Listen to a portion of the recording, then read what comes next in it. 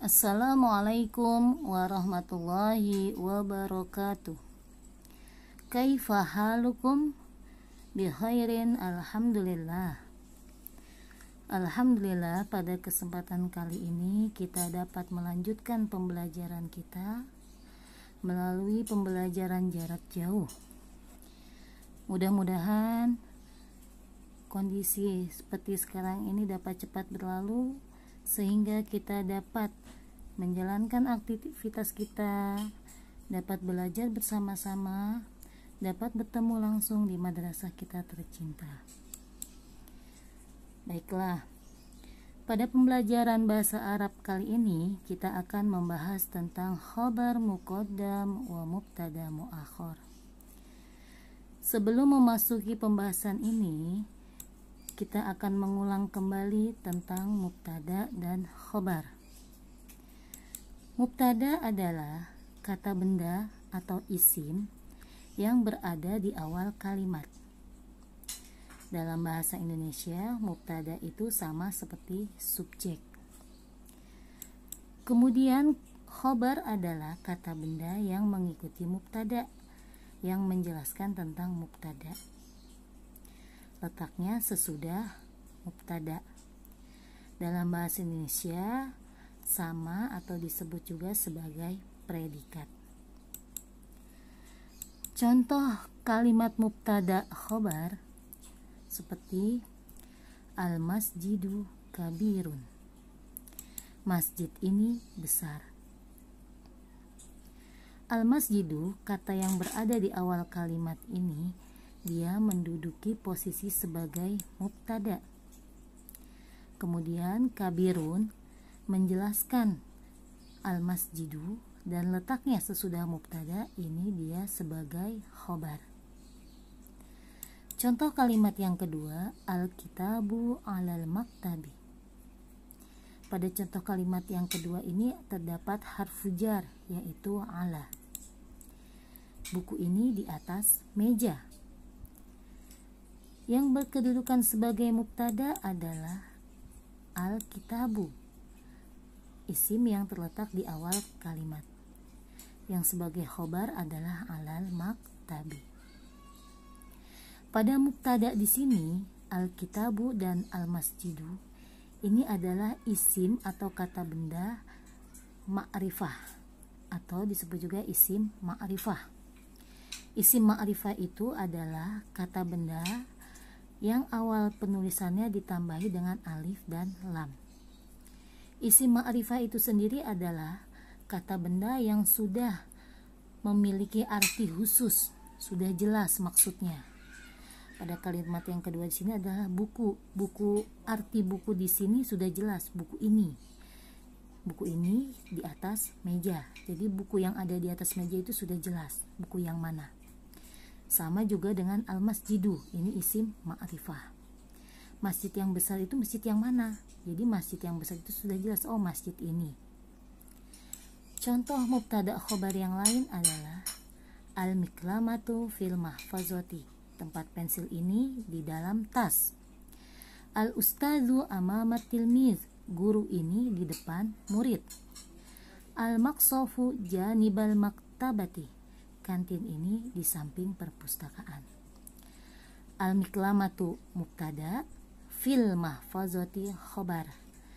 Al-ustadzu mubtada, amamat tilmiz khobar.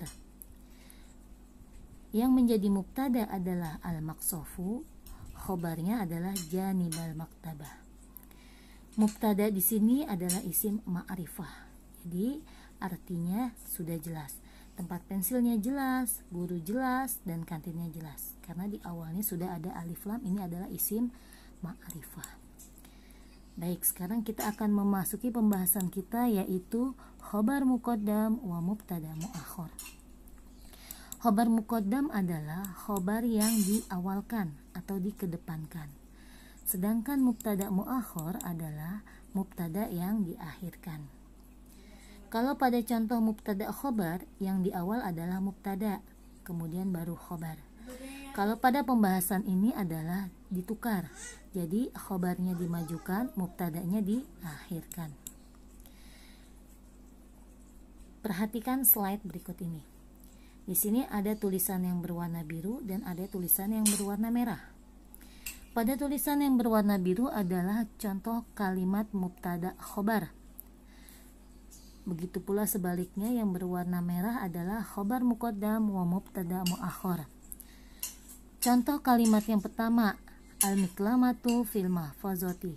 Tempat pensil ini di dalam tas. Ini adalah miklamah, al-miklamatu sebagai mubtada, fil mahfazati sebagai khobar. Al-kurasatu ala rofi. Buku tulis ini di atas rak. Mubtadanya al-kurasatu, khobarnya adalah ala rofi. Al-ustadzu amamat talamis. Bapak guru ini di depan murid-murid. Ini mubtadanya adalah isim ma'rifah. Jadi sudah jelas. Ya, ada alif lamnya, tempat pensilnya sudah jelas. Buku tulisnya juga sudah jelas, buku tulis yang berada di atas rak itu sudah jelas. Al-ustadzunya juga sudah jelas karena ini adalah isim ma'rifah. Apabila ada isim ma'rifah seperti contoh ini, dia bisa posisinya ditukar. Kalau ini adalah mubtadanya di depan, setelah itu baru khobar, bisa ditukar menjadi khobarnya dimajukan fil mahfazati al-miklamatu. Khobarnya dimajukan ke depan, setelah itu baru mubtada. Mubtadanya di sini juga masih isim ma'rifah karena ada alif dan lam. Di dalam tas ada tempat pensil. Apabila menemukan kalimat seperti ini boleh dilakukan. Bisa mubtadanya di awal, kemudian baru khobar. Bisa juga khobarnya dikedepankan baru mubtada.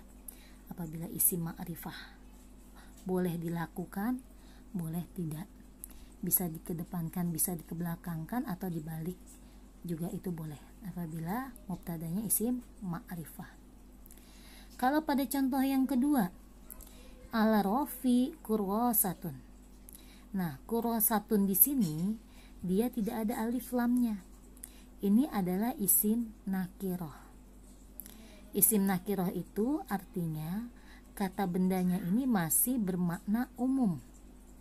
Maksudnya umum adalah buku tulis. Arti buku tulis di sini, buku tulisnya belum jelas buku tulis yang mana.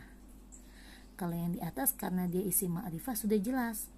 Tapi kalau kita berikan alif lam seperti pada tulisan yang biru, ini sudah jelas buku tulisnya, buku tulis yang mana yang berada di atas rak.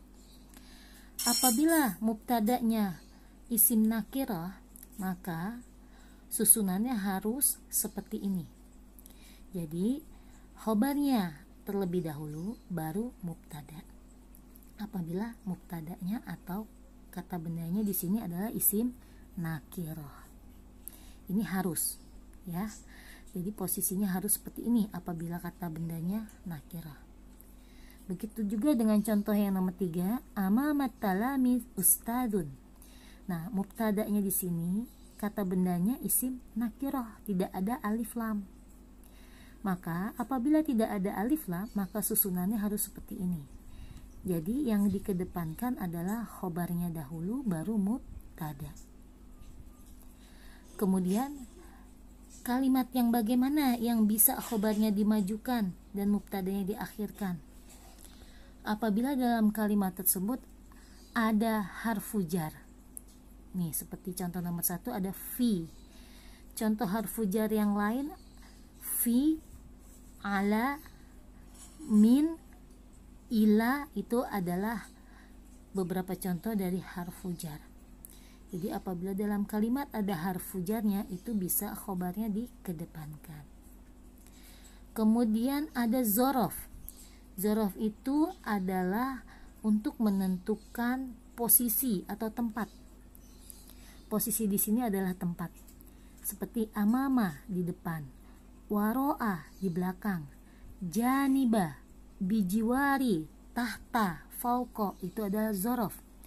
Apabila ada zorofnya, bisa khobarnya dimajukan ke depan. Terlebih apabila mubtadanya isim nakirah, maka susunannya harus khobarnya terlebih dahulu baru mubtada.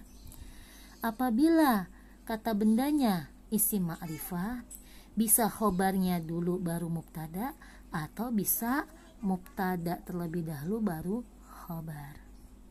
Jadi kesimpulannya, ini kata bendanya mubtadanya isim ma'rifah. Kalau isim ma'rifah bisa mubtada dulu baru khobar, atau bisa juga khobar dulu baru mubtada. Ini boleh dilakukan.